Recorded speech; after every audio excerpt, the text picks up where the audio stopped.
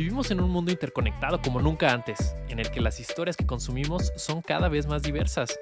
Las encontramos en las redes sociales, medios de comunicación, el cine, los videojuegos, libros y por supuesto las personas que nos rodean. Toda esta información puede ayudarnos a conectar con nuestro entorno, pero también puede saturarnos y desconectarnos de nosotros mismos. Crear historias nace con la intención de ayudar a distinguir entre estas posibilidades.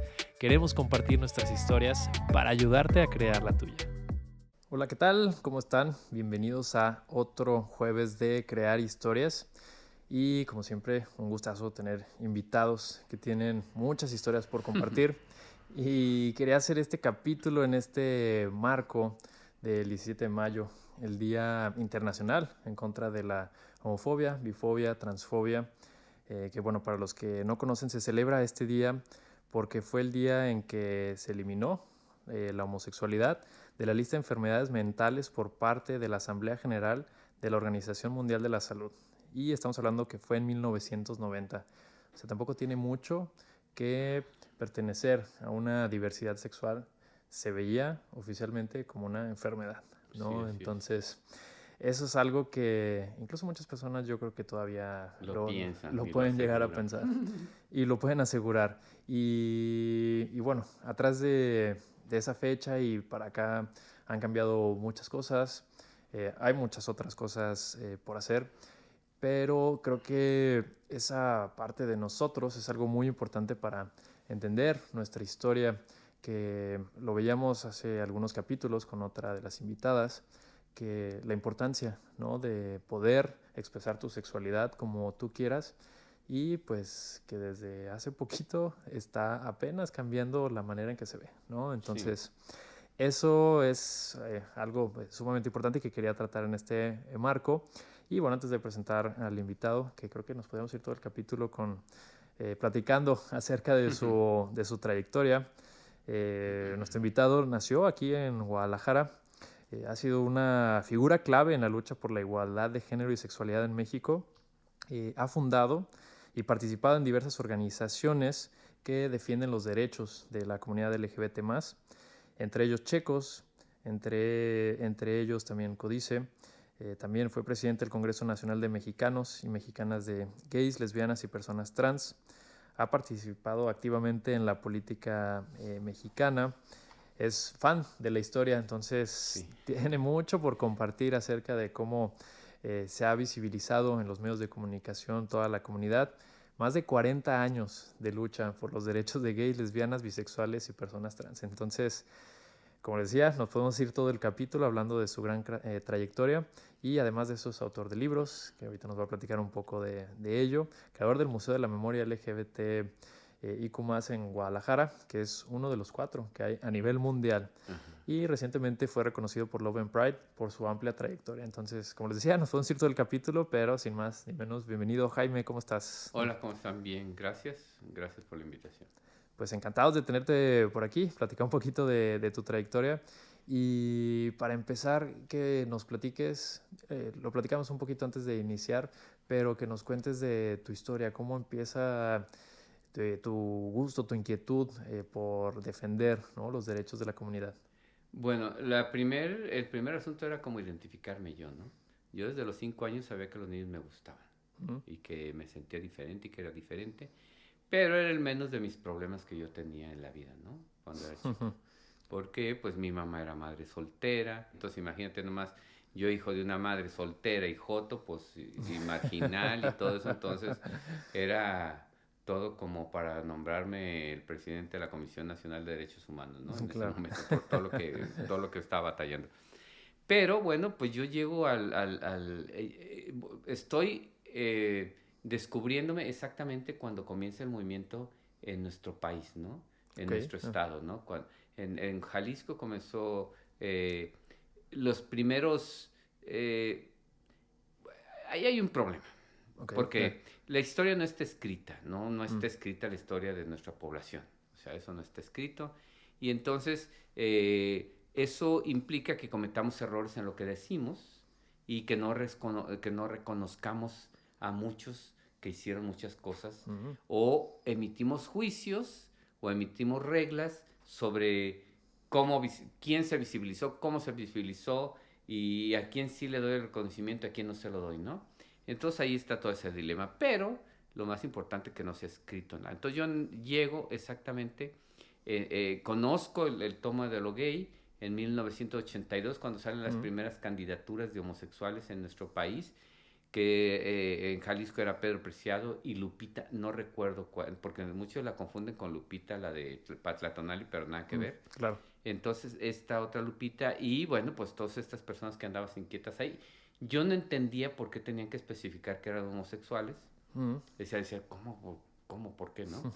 Pero en 1983 abren una oficina que constituyen una organización civil que se llama Centro de Apoyo a la Comunidad Gay, que yo trabajaba cerca de ahí del centro, conozco un chavo, me lo hago novio y comienzo a estar yendo ahí al Centro de Apoyo a la Comunidad Gay y ahí me la pasaba parte de mi día, platicando con gente que llegaba, tratando de solucionar sus problemas, organizándonos con Jesús Jauregui, básicamente con Jesús Jauregui, que era el secretario de la oficina y que él estaba ahí todo el día. Y como éramos los dos más o menos de la edad, pues nos hicimos muy buenos amigos y ahí estábamos, ¿no? Solucionando, joteando y haciendo todos los menester para la funcionalidad del lugar.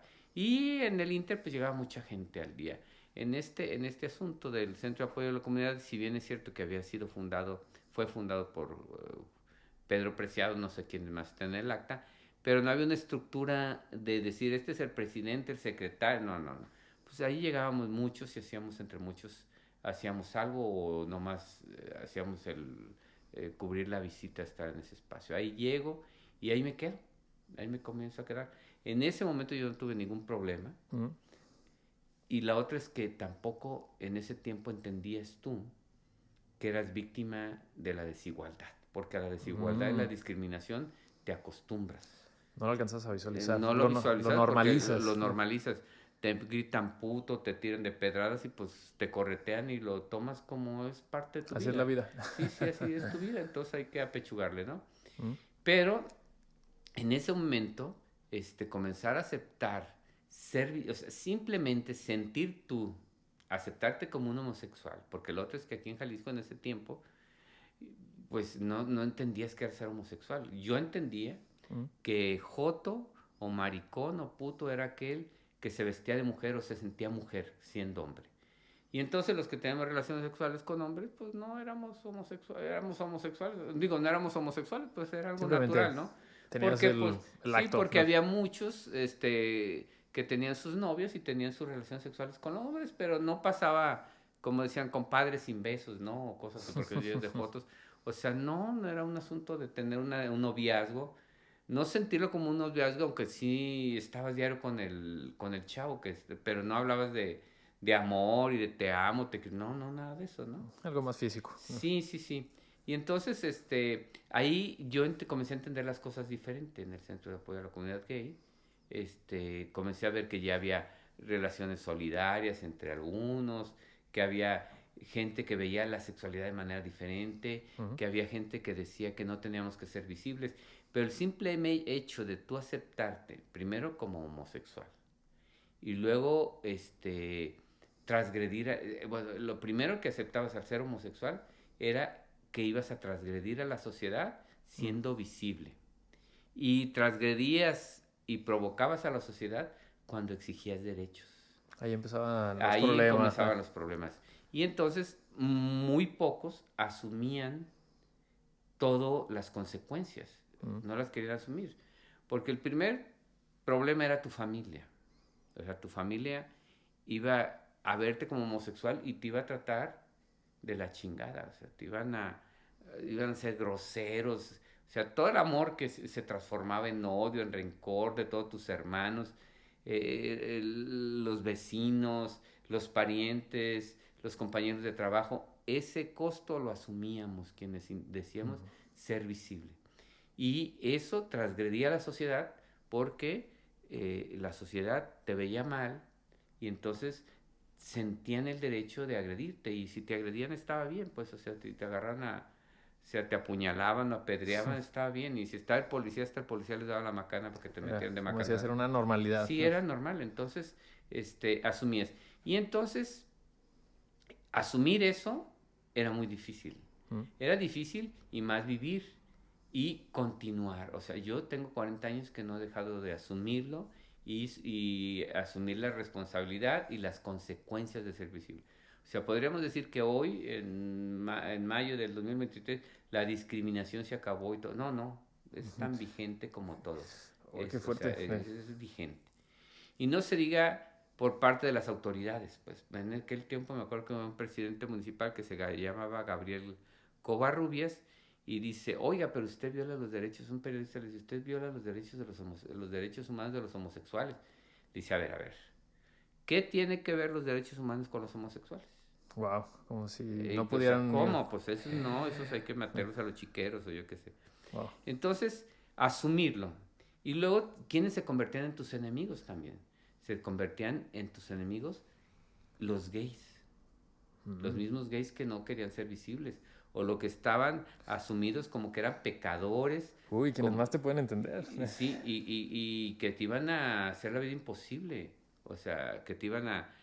Que el hecho de que tú estuvieras cerca de ellos los hacía visibles a ellos. O sea, como que decían, este es naranja y si se me acerca a mí yo puedo agarrar el naranja y me voy a hacer naranja también, ¿no? Visible. Y entonces hacían todo por hacerte la vida imposible en tu trabajo, en la escuela, donde fuera, ¿no? O sea que hace años había mucha gente que quería mantener escondidas lo que hacían. Claro, su sexualidad y no asumían. Y Wow. entonces, hoy en día, esos que no asumían, esos que construyeron, o sea, porque es un grupo fuerte y eran grupos fuertes y son grupos fuertes que están dentro de la iglesia, están en la derecha, están en la política, están en los grupos empresariales.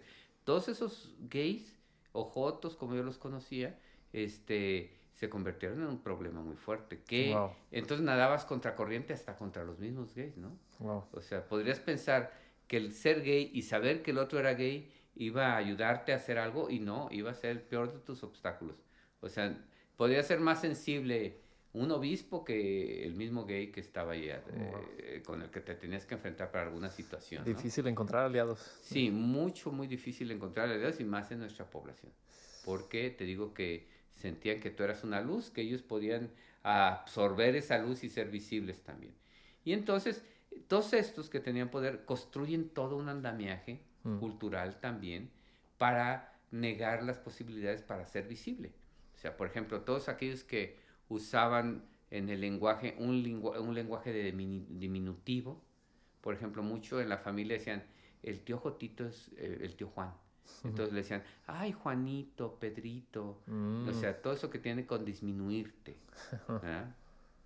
Todo lo que tiene que ver con el lenguaje que se ha construido y nosotros lo asumimos como que es el que debemos de estar hablando. O sea, por ejemplo, decimos comunidad gay cuando no somos comunidad gay. O sea, la comunidad no lo somos, somos una parte importante de la población. ¿Verdad? El INEGI lo acaba de decir, somos una parte importante se diría poder transitar hacia una comunidad responsable, pero no somos comunidad todavía. Incluso también, no sé tú cómo ves esa parte, sigue existiendo dentro de la misma comunidad que dices que no lo somos, de discriminación. No, claro, sí, eso sigue. Divisiones. Y en muchos aspectos, porque hay gente que se asume como activista con una ignorancia total de lo que estamos haciendo o con una ignorancia total de lo que ya hicimos y repiten esquemas. Por ejemplo, muchos dicen, es que somos la comunidad LGBTTIQ+, ¿verdad? Y ese lenguaje se construyó para invisibilizarnos.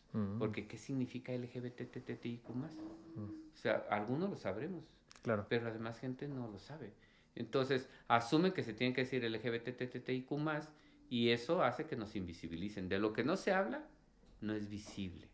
Y entonces estamos construidos así con esos lenguajes de las preferencias sexuales, de las desviaciones, desviar a las carreteras, pues no tienen que ver nada.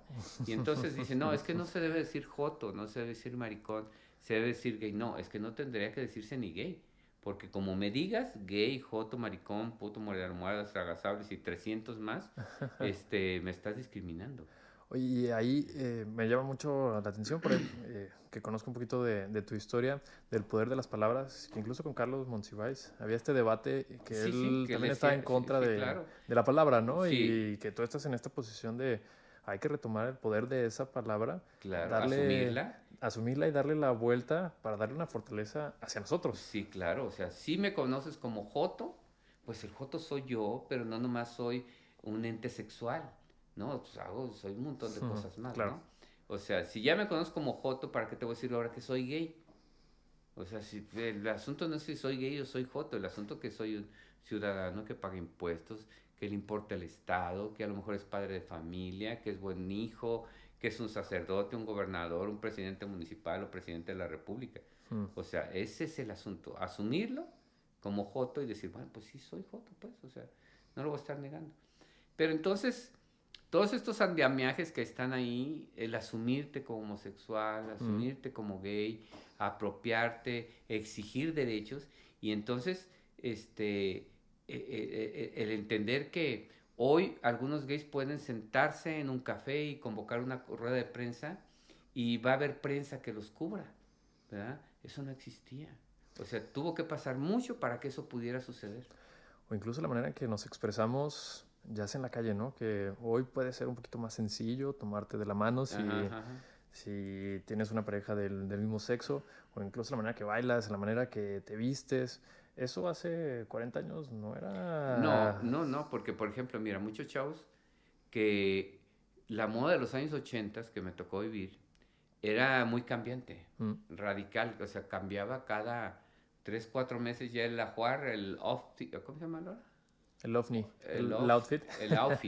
el outfit, que eran las garras antes, ahora es outfit, que te traías, entonces esas, cambiaban cada rato y no podías, pues estar a la moda porque también el México ese que vivíamos, aquí no había nada, Mm. no había nada. Quien conozca Cuba, éramos como Cuba, o sea, no había Mm. nada. Tenías posibilidades económicas, pero no había nada que comprar. O Mm. sea, la pasta de dientes te la vendían de contrabando. Te dicen, oye, no quiero una pasta de dientes, aquí traigo, y va a decir, ¿cómo una pasta de dientes? Sí, no había. Azúcar no había, o sea, te limitaban la venta del azúcar 1 kilo por persona. Mm. Entonces, decir, que ibas a ir a comprar jabón a una tienda, pues nomás había jabón Lirio, no había todas las otras marcas que hay, oro, de cereal, no, eso no había, no existía nada. Y entonces todo lo que tenía que ver con el asunto de la belleza corporal o el Mm. cuidado, no existía. Y no existía porque también todo lo que hicieras te hacía joto. Mm. Si tú te peinabas muchas veces al día, eras joto. Ropa apretada. No, ropa apretada, ¿para qué te cuento? O colores que no fueran el azul o el blanco. O Le sea, si caían veías piedras. una playera rosita, te apedreaban en la calle. Wow. O sea, no, sí, cualquier otra cosa. O un fajo, o no sé, cualquier cosa que hicieras, te convertías en joto, Mm. ¿verdad? Y ahí está, yo ni rizos tuve, yo era joto y sin pelo. Entonces, todo te llevaba a ser joto, pues, todo te llevaba a ser joto. Y bueno, lo más lamentable es que pues no se ha podido construir una historia también, Mm. porque ¿en dónde estamos los jotos en este país? Estamos siempre en el lado negativo de la historia. Y bueno, platicaba un poquito, llevas 40 años, ¿no? En este proceso de ver cómo ha cambiado la visibilidad o más bien cómo nos vemos como sociedad. Y que hay muchas cosas que no han cambiado y dices, wow, ya es un tiempo pues, muy considerable. Pero también en ese sentido, ¿qué cosas quizás sí han cambiado para bien? A lo mejor por ahí también leía un poquito de tu historia. Que luchas que tú tenías de hace 20, 30 años, apenas hoy en día está cambiando eso, ¿no? La prohibición de las ECOSIG, Sí, sí, sí. el matrimonio igualitario, apenas está cambiando después de tantos años de Bueno, lucha. realmente yo no hubiera pensado nunca que nos íbamos a casar, que nos íbamos a poder casar. Pero entonces fue tal la vuelta que se le dio que ahora sí se pueden casar, Mm. sí nos podemos casar, pero no están garantizados y armonizados todos los otros derechos. O Mm. sea, es como, te dieron o sea, como cuando juegas a la escalera y a la culebra, que llegaste hasta arriba, pero todos los demás devenires ahí están, pues. De O sea, reversa. te puedes tirar reversa. Y que eso es mucho En- la idea, ¿no? y Respetar esos derechos, tener... ese es exactamente nuestro problema. Nuestro problema es que en este momento, pese a que la gente tomó la decisión de ser visible, o sea, ya la gente tomó la decisión de ser visible, mostrar sus afectos y exigir, pero no están garantizados los derechos. O sea, en este momento los gays, lesbianas, hombres y mujeres transexuales, hombres y mujeres transgéneros, intersexuales, no tenemos garantizada la ciudadanía plena. Wow. Y podemos estar en una marcha y muy chingona, pero no tenemos garantizada la ciudadanía plena. Pero sí pagamos impuestos. Y sí pagamos impuestos que todos los demás. Entonces no tenemos garantizada la ciudadanía plena porque no están armonizadas leyes, códigos, reglamentos en este país. No están armonizados. Entonces, por ejemplo, aquí en Jalisco, mira, aquí en Jalisco sí se pueden casar. Mm.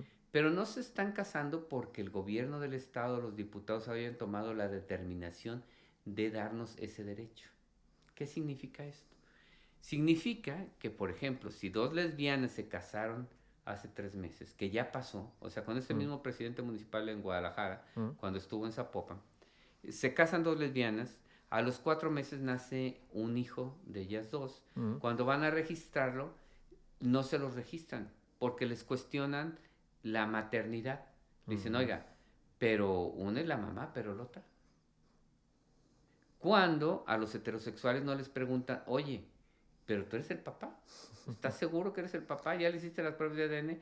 Porque la ley no lo contempla. Y luego, hoy en esta doble moral y en todos estos rollos, pues vivimos lo lamentable que llegamos a que los municipios y el Estado tengan direcciones de diversidad sexual, que pensaría uno, no, es un Estado avanzadísimo. Oye, no tenemos garantizada la ciudadanía. Lo que queremos es la garantía de derechos. Eso es lo que nos hace falta. ¿Por qué? Porque, por ejemplo, ahorita el presidente municipal de El Salto, Jalisco, tomó la decisión de registrar a todos los hijos de los lesbianas y los gays que lleguen de donde lleguen del país. A casar, a hacer los trámites del cambio de identidad, o sea, todo eso está permitido ahí. Pero si el presidente municipal sale, el que venga no lo va a hacer. Y entonces, bueno, pues ahí están los problemas de garantizar la ciudadanía, pero pese a eso, las familias, los hijos, los chavos en la calle tomaron la decisión de ser visibles, mostrar sus afectos y hacer los cambios culturales. El mayor de los retos para nosotros es el cambio cultural con leyes que garanticen nuestra ciudadanía plena.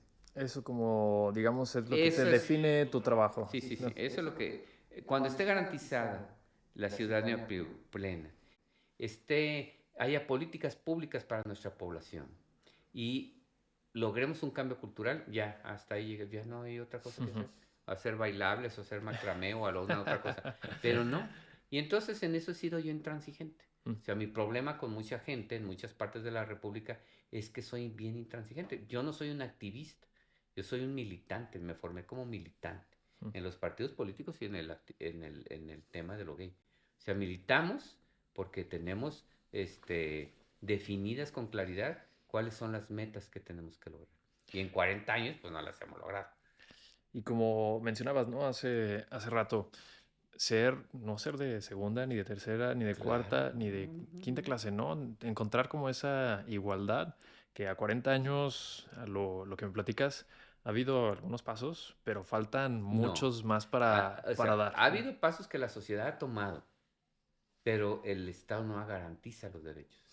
O sea, seguimos siendo visibles como lo éramos antes. Ahora somos más, pues nos visibilizamos más. También por eso, todos estos asuntos que hay a través de las aplicaciones de Grindr y todo esto, todos esos abusos que cometen, toda esa delincuencia que hay, no es tan visible tampoco, porque nadie asume el decirle, porque todavía la sexualidad no la vivimos con plenitud, porque como no está garantizada la ciudadanía, pues no está garantizada la visibilidad. Claro. Pues es una cosa consecuencia de otra. Entonces, ni modo que le digas a tu mamá, ¿sabes qué, mamá? Pues resulta, porque todavía la sexualidad tenemos este tabú que es mal, y si para los heterosexuales es mal, imagínate para los homosexuales. Claro. Y entonces, y máxime que lo estás haciendo una relación sexual con alguien que no es, que ni conoces. Y entonces, tienes una relación con alguien en una aplicación, te estafa, te roba, te viola, de lo que suceda, no lo vas a ir a denunciar. Wow. Por vergüenza o porque tu familia se va a enterar. Y entonces eso existe todavía y existe, es muy, muy palpable. Y entonces, ¿por qué? Pues porque no está garantizada la visibilidad. Y al no estar garantizada la visibilidad, no podemos lograr un cambio cultural. No se puede lograr porque todavía está mal vista. Y creo que iba muy ligado a la importancia, ¿no? De tú también al tener esta gusto por la historia, por la importancia de conocer, ¿no? Lo que ha venido atrás de nosotros para no repetirlo, para cambiarlo y para que la historia vaya cambiando. ¿Cómo lo puedes definir en la actualidad con esta visibilidad que, como dices, podemos tener? ¿Cómo se está viendo esa parte de la historia, ¿no? Mira, ¿Cómo nos podemos acercar hacia, a lo mejor el primer paso es decir, hoy en día puedo ir al antro, puedo tener esta relación, puedo agarrar a mi pareja de la mano, ¿no? Porque ha pasado esto, pero aún me falta eso. ¿Cuál sería el la primer primera es paso? asumirte con plenitud sobre tu sexualidad y entenderte que como una identidad individual y social no tienes derechos, Mm, ¿verdad? Y que en este embrollo comercial de la vida, sí existe un día al año o 2 días al año donde hay marchas de visibilidad donde cumplen todos los estereotipos. mm, Y los que son visibles no es la población total de los gays, lesbianas y personas trans. claro. Porque, por ejemplo, si en estándar, bueno, tomando en consideración los estándares que puso el INEGI, que somos el 5% de la población, somos 7 millones en Jalisco y entonces seríamos 350,000 Mm, gays y lesbianas en Jalisco. ¿Cuántos van a la marcha? mm, Van unos 5,000. Y de esos 5,000, ¿cuántos son gays y lesbianas? Porque muchos son mirones o son familiares. O sea, si van 5,000, pues ponle que la mitad sean 2,500. sí, O sea, 2,500 de 350,000 sí, no. no, Es no un son, pequeño es un porcentaje, pequeño, nada. y suponiendo que todos sean visibles, aparte del día de la marcha. Entonces, nuestro gran problema es asumir y entendernos. El museo que tenemos, que Mm, abrí, tiene ese trabajo, tiene el sentido de seguir incomodando a la sociedad, de hacernos visibles todos los días. O sea, el museo está todos los días. Quien quiere entenderse como homosexual, con su identidad individual, cómo fue construida, su identidad individual, social y cultural, tiene que estar en el museo. Y el museo no solamente es para los gays, es para la sociedad en general. claro. Oye, ¿Verdad? y de ahí me detengo un poquito del Museo de la Memoria LGBTIQ+. ¿Cómo surgió esta idea? Digo, añadiendo pues a tu gusto, ¿no? Por ser historiador y por toda la información que has recopilado a Sí, través sí. de esta carrera que has llevado. ¿De dónde surge la idea? Y que nos platiques un poquito de qué puede ver alguien que va ahorita al museo. Sí, mira, nosotros como COICE entendimos, bueno, como Centro de Apoyo a la Comunidad Gay, Mm, nos costaba mucho hacerle llegar en la plena pandemia de SIDA que la gente aceptara los condones. O sea, mm, yo iba contigo y te iba a dar unos condones y hasta un madrazo me soltaba. mm. Porque aceptar unos condones implicaba aceptar que tenía relaciones sexuales y que eras promiscuo por tener relaciones sexuales.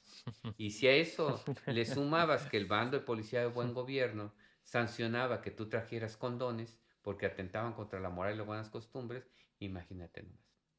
Entonces, desde entonces tuvimos que pensar en maneras amigables Mm, para que los gays vinieran a nuestra organización. No la había, no la había porque difícilmente un gay que le daba miedo meterse a un lugar por ser gay, le sumabas entonces el estereotipo o la etiqueta de tener SIDA.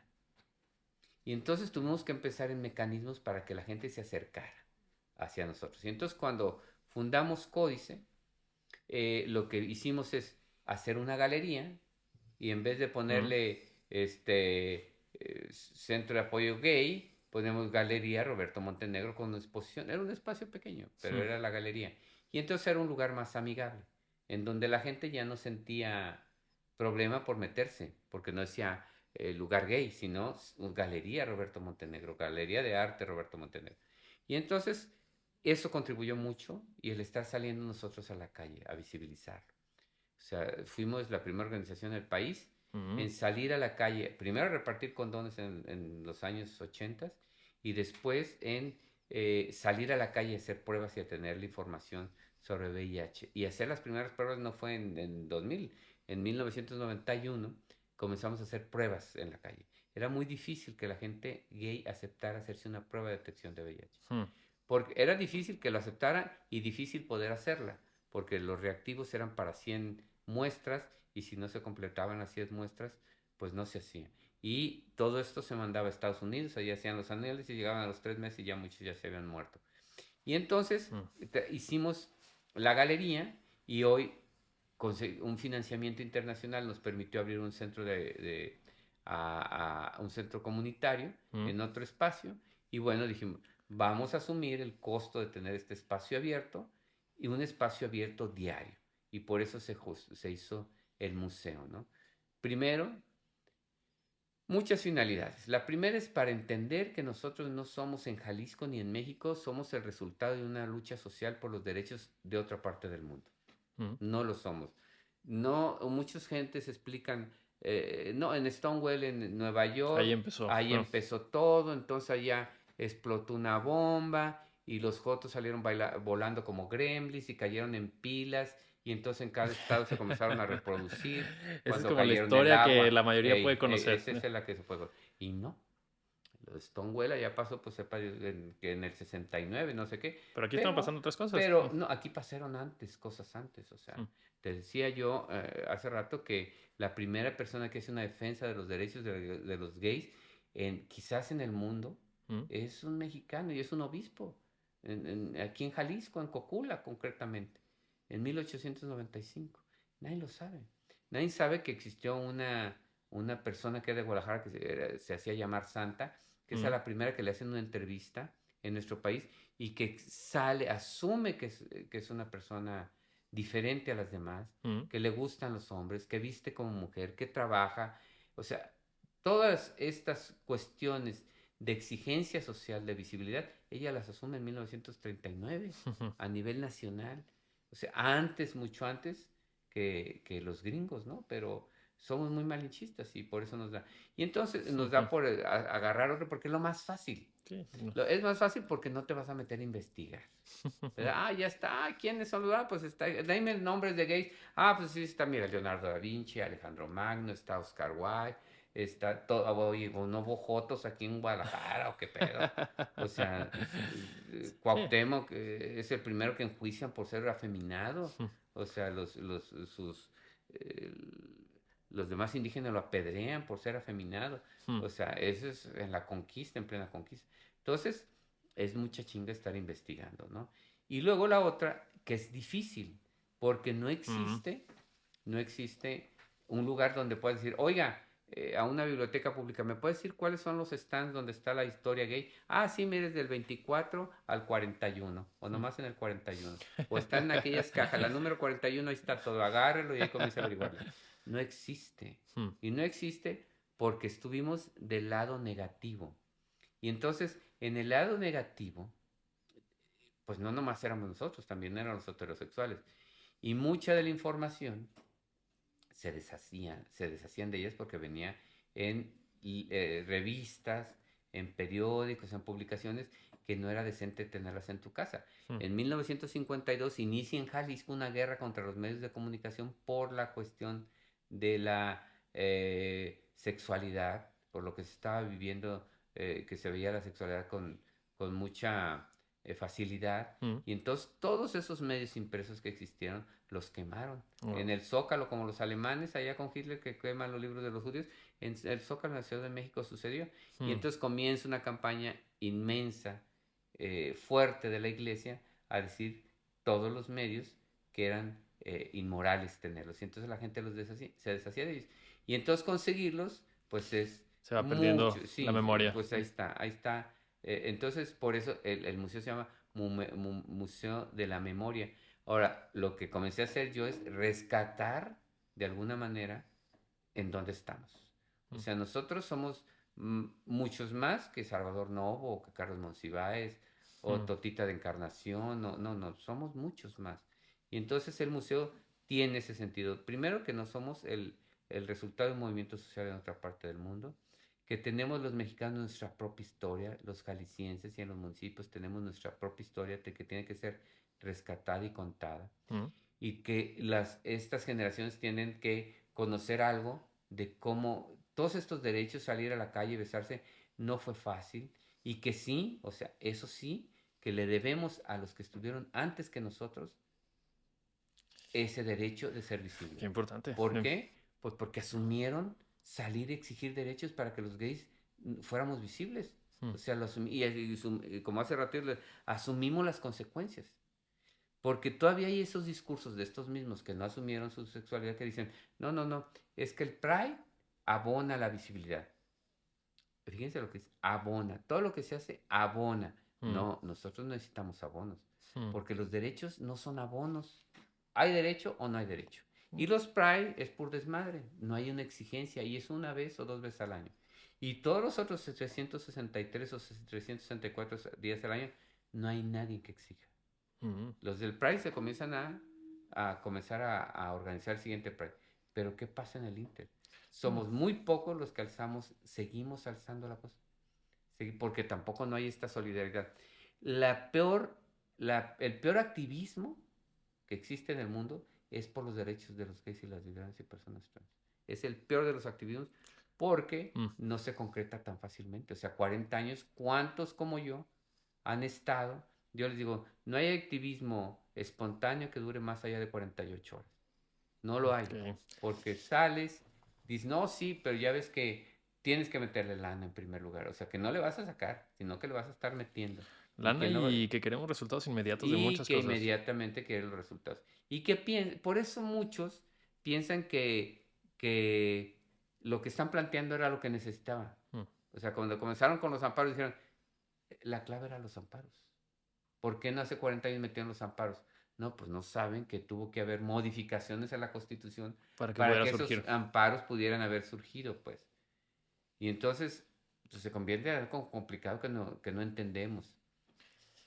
Oye, Jaime, y en ese sentido, ¿cómo crees que el trabajo del activista y de conocer nuestra historia, si va sumando eso, cuál es la importancia o cómo genera más sobrevivientes? ¿Cómo, pudiera sonar obvio, pero cómo lo podemos entender de una manera mucho más exacta, ¿no? La importancia de, además de tener más derechos, generar sobrevivientes, porque pues está la parte en la que sufres violencia, en la que están atentando contra tus derechos humanos, ¿no? Ujú. Y pues, Algo que no sabe la gente es que se perdieron 2 generaciones de homosexuales en nuestro país. mm, Se perdieron 2 generaciones. O sea, 20 años en donde la pandemia del SIDA nos mermó a los homosexuales en este país. mm, Y no hay una memoria de eso. Pero imagínate que de 10 amigos que tuvieras, tú entre ellos, entre esos 10, 8 o 9 se murieron. wow, ¿Verdad? Y que fueron invisibles. Y entonces, esas situaciones son las que tenemos que estar conscientes de que cambien, ¿no? De que tenemos que estar conscientes de investigar, saber, conocer, para que esto que sucedió no vuelva a suceder. Pero increíblemente, como hace 40 años, o menos de 40 años, hace 30 con la pandemia, hoy en día la universalidad del medicamento para la gente que vive con VIH no es tan posible tenerla, ni el mm, PrEP, ni el PEP, no es tan posible tenerlo. O sea, no hay recursos para poderlo hacer y que las organizaciones que nos dedicamos a, a luchar por eso. a buscar por todos estos derechos, estamos solos. O sea, lo hacemos como contracorriente. Mm, ¿Por qué? Porque la sociedad no sabe, el común, los homosexuales de la calle no saben que para que nosotros consigamos el medicamento y ponerlo a disposición, nos cuesta muchísimo trabajo. mm, Hoy, en estos meses, acabamos de hacer convenios con el gobierno del estado, porque ellos tienen que ser en donde yo ya me veo haciendo activismo en la penal de Oblatos. Digo, en la penal allá en Zapotlanejo. mm, Porque el acceso al medicamento, por un montón de cosas, me pueden meter a la cárcel como apoderado legal de la asociación, Wow. porque el medicamento ya no es tan fácil tener, ¿no? Porque ahora con todos estos recortes que ha habido de recursos, ese, el gobierno del estado, el gobierno federal, piensan que a mí, Jaime Cobian, me hacen un favor al darme el medicamento. Me hacen un favor cuando me reciben para plantearles de derechos. O sea, piensan que es un asunto para mí. O sea, como si yo fuera a pedirle chamba. Haz de cuenta, cuando vas a pedir chamba, pues vas, hola, buenas tardes, y mira, traigo, ay, no, sabes que ahorita no traigo para darte, vente en otra ocasión. Así nos tratan todavía. Y al contrario, estás ayudando, estás tomando el papel que deberían tomar otras Pues entidades. otras. Pero haz de cuenta que este pinche empeño mío en que las cosas cambian, o ya tengo 40 años y ahora ¿para dónde le doy? Si ya no puedo hacer nada, o sea, no puedo hacer otra cosa, porque, te digo, esta misma discriminación pues me llevó para que no me dieran trabajo, para que no me publiquen mis libros. Es una tequilera. Tengo un libro que es la historia de los cómics, que lo conoces tú. Y una tequilera me dijo, ay, su libro es interesantísimo. No, lo vamos a imprimir nosotros. No, bueno, para ser investigador, imprimir, no es ningún negocio. Eso no es negocio. Y entonces, el que piense que va a escribir un libro y va a ser el nuevo García Márquez, no. Lo que tú escribas e investigues, a nadie le importa. O sea, tú asumes, si lo quieres imprimir, si lo quieres publicar, es un asunto tuyo. Okay. Y entonces, este libro, que yo creo que es importante, los de la tequilera me dijeron, adelante, lo vamos a sacar. Nos gustó mucho el proyecto. Usted, lo único que le podemos dar si se hacen 10,000 libros, le vamos a dar 1,000 y listo. Ahí se acabó todo. Perfecto, en el mejor de los casos. Pero un día me hablan, oiga, oiga, ¿usted es el mismo Jaime Cobian del asunto gay, el activista? Sí, yo soy. Ah, Bloqueo. no, ¿sabe qué? Nosotros no podemos, los dueños de la empresa no quieren tener relaciones con el tema, pero sí quieren que se emborrachen los fotos, pero no quieren tener Wow. relaciones de ese tipo. Y entonces los otros libros tampoco es tan fácil publicarlos, los otros libros que tengo, porque el hecho de que no haya sido alguien, o sea, si te encuentras con otro gay que se quiera muy chingón en un lugar y diga, ¿por qué yo no lo escribí Está muy chingón, pero no, yo no voy a hacer nada. O sean homofóbicos. O sean homofóbicos. ¿Cómo lo vas haciendo esto de los fotos? ¿Ah? No, tampoco no es fácil.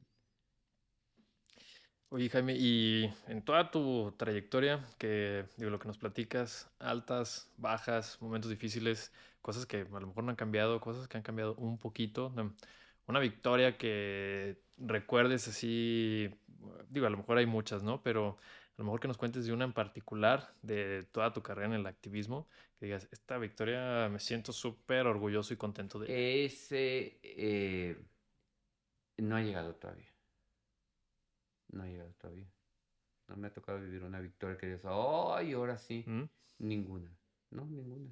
Y no es que sea como inconforme no ha habido ninguna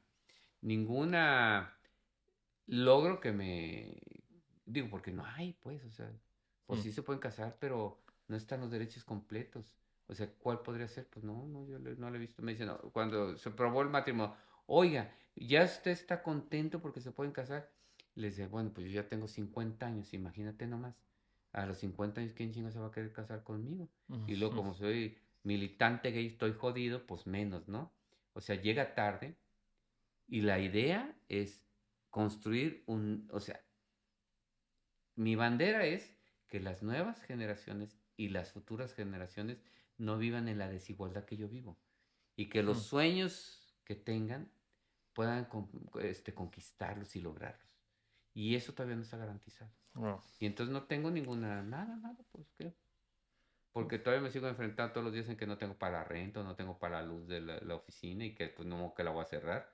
Mm. O lo del museo, o sea, ay, cuidando que no dure mucho rato el aire acondicionado prendido, porque también la cuota de recuperación que cobramos no da para tanto, o cosas de... Claro. No hay nada de ellos. Y de todo este trabajo que bueno, a lo mejor yo lo que te conozco, yo sí veo como muchas victorias, muchos pequeños logros y un trabajo increíble que ha permitido que muchos podamos tener la libertad de hacer muchas cosas. Y en ese sentido, ¿hacia dónde crees que pudiera ir el activismo? ¿No? Alguien que ahorita se está poniendo las pilas de decir, yo quiero seguir luchando por este trabajo que han hecho Jaime Cobian, otras personalidades en Ajá. el activismo. ¿No? Que, ¿hacia dónde crees que va? Que hay que tener como muy presente para que pues no tengan que pasar tanto tiempo y se pueda ver más cambios. Sí, el gran problema de los nuevos que van saliendo en el activismo, en el activismo, es que repiten esquemas por no informarse. Mm, O sea, dicen, no, es que hay que hacer una encuesta de eso, hay que hacer un estudio. Es como los diputados. Cada 3 años unos diputados dicen, "Ah, hay que hacer unas mesas de concertación, no mames, o sea, tenemos 40 años con las mismas pinches mesas y no llegamos a nada, queremos derechos ya. O mm, sea, no invente nada, la Constitución dice que nos debe de garantizar derechos. ¿Cuál es el error de muchos activistas que van iniciando? Es querer buscar legitimidad con otros, con organizaciones que ya existen. mm, O sea, dice, ah, pues me voy a ir a acercar con Jaime Cobian porque él ya tiene y entonces me va a cobijar y me va... No, no, no necesitan a nadie. mm, Pónganse a estudiar, entiendan dónde está la discriminación, sean visibles y tengan el coraje para salir a exigir derechos. ¿Quiénes son? Son ciudadanos que tienen la garantía plena de la Constitución para exigir igualdad. Y entonces no tienen que buscar a nadie. Y entiendan, estudienle y no cometan los mismos este, problemas que nosotros tuvimos o no pasen por los mismos caminos que ya están caminados. Todo el que llegue, todos los que llegan buscando ser visibles a través de una causa, o sea, ya buscan como ser el líder. Digo, el otro día me escribía uno que se parecía, quién sé, y me decía, te habla el líder nacional de los gays de no, ay, cabrón, le dije, pues ni yo, ¿verdad? Y digo, pues a quién serás, yo no sé de dónde estás, ¿no? Y entonces, hay muchos que buscan el asunto como por egos, por esa necesidad de mostrarte diferente. Hay mm, muchos gays que todavía tenemos esta necesidad y dicen, bueno, vamos a hacer eh, ahora como políticos chingones o que nos... Entonces, no, no necesitan legitimarse con nadie. mm, Exijan, prepárense, entiendan dónde está la discriminación, lean. O sea, es como cualquier otra cosa, tienes que leerte. Y entiendan que si no son los gays los que escribimos la historia, ¿quién lo va a hacer? mm, Si no somos los gays los que exijamos derechos para los gays, nadie lo va a hacer.